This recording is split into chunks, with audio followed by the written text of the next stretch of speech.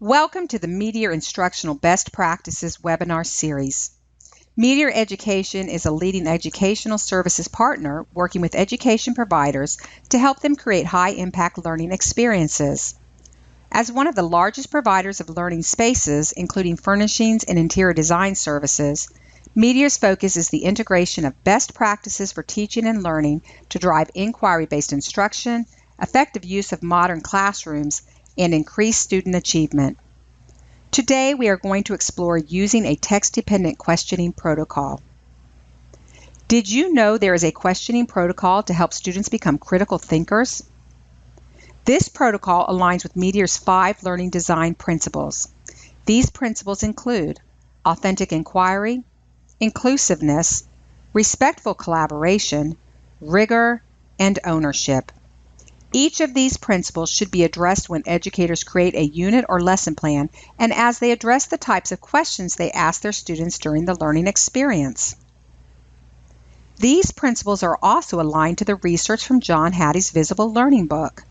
We know that John Hattie's research resulted in specific indicators for success, as noted here.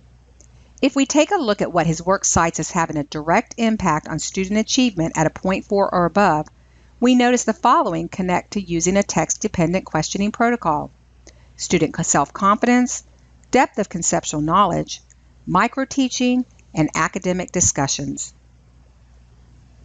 Remember, it's the teacher action plus the student action. The teacher action is what the teacher is doing and the types of tasks and activities that he or she creates for students to engage in. When you add to that the student action, what the students are doing in the classroom, it all adds up to success in the classroom. So let's take a look at a protocol a teacher could implement within a learning experience to accelerate reading and lead students to become critical thinkers. Keep in mind that research states that there are 5 strategies that will help to accelerate a student's reading skills. These are direct explicit comprehension, important to generate questions before paraphrasing; direct and explicit comprehension strategy, specifically generating questions; the opportunity for discussion ranging from student talk to accountable talk; student choice, which is a powerful motivation strategy; and interventions if needed. For the purposes of this webinar, we're going to only focus on the first strategy here, the direct explicit comprehension strategy of using a text-dependent questioning protocol with your students to provide a pathway for them to read and analyze complex informational and literacy text. But always keep in mind that there are the other 4 as well. The text-dependent questioning protocol is a frame for students when they read and analyze complex text, either informational or literary. The guiding questions for this protocol include: what does the text say? How does the text work? What does the text mean? And what does the text inspire you to do? In order for students to comprehend and think about text critically, they need these 2 specific skills: an awareness of the cues that signal a need for critical thinking, and the capacity to use the cognitive and metacognitive tools that make such thinking possible. If we are deliberate with a text-dependent questioning and show students how, by modeling this process, students can build both of these critical skills. We know that critical skills is where the rubber hits the road and is the goal to prepare students for college, career, and life. Why is it so critical? Because what we know is that in the absence of critical thinking, we accept without questioning justifications, demands, and requirements given by people and organizations. We use frameworks, tools, and concepts assuming they ought to be useful just because they are in books or presented by an expert. We believe without questioning news reports, propaganda, or political commercials without examining issues of who controls the media or what their agenda might be. And we believe without questioning what we read in books. It is amazing how students find the capacity for critical thinking in their day-to-day lives. They find ways to argue for a newer model of a cell phone, or why their curfew should be later, or ways to advance to a higher level in a video game. But for some reason, they have trouble transferring this to critically analyze and comprehend complex text. This protocol may provide the pathway for students to make that transference. Let's break down each step.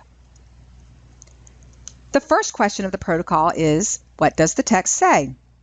At this point, you would ask students factual questions: who, what, where, when, how much, how many, to promote initial and literal analysis of the text. This is the necessary foundation on which to build critical thinking. You do not want to rush this step with students. This is an important stage for students, and rushing or putting them through this stage will send struggling students over the deep end. Some students may need more time to determine the main idea and key details or supporting details.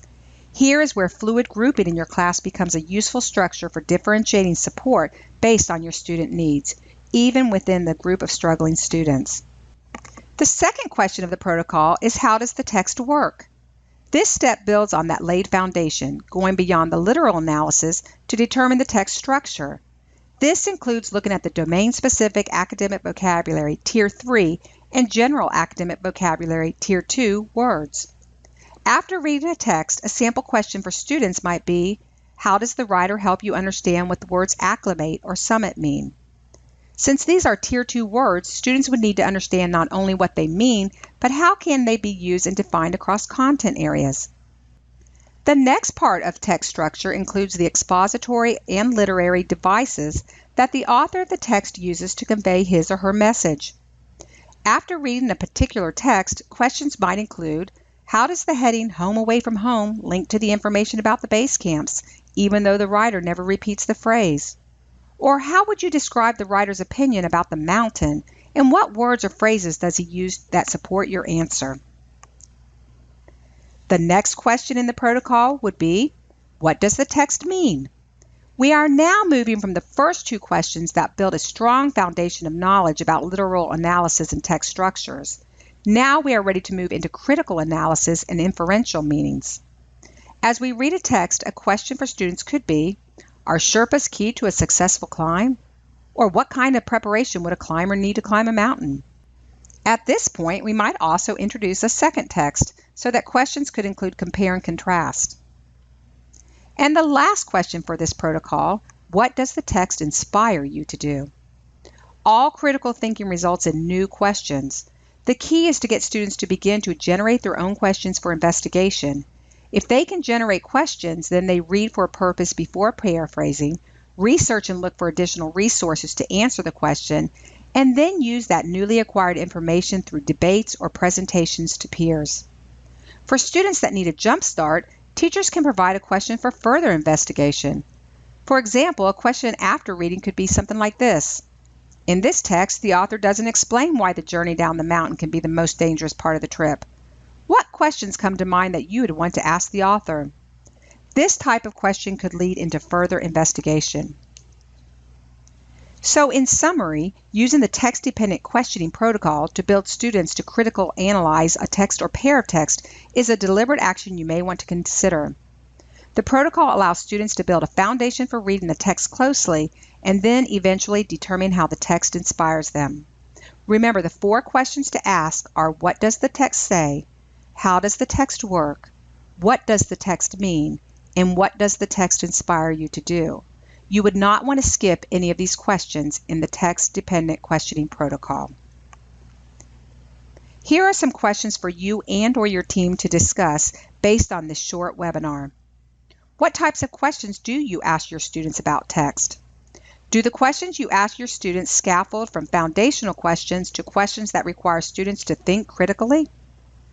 As you continue to learn more about this topic, there are some additional resources in the resource folder.